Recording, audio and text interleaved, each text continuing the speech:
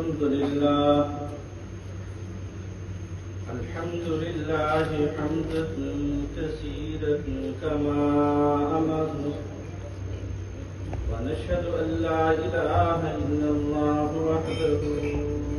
وحده لا شريك له، ونشهد أن سيدنا وسندنا وحبيبنا وحبيب ربنا ومولانا محمدا عبده ورسوله،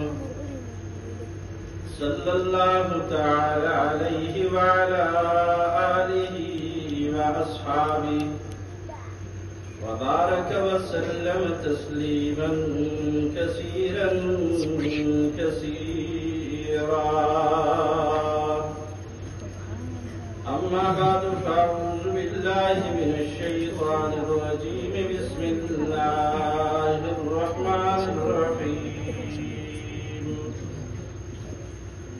لو أنزلنا هذا القرآن على جبل لرأيته خاشعا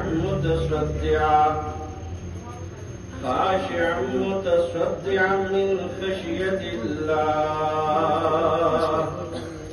وتلك الأمثال نضربها للناس لعلهم يتفكرون. وقال الله تعالى: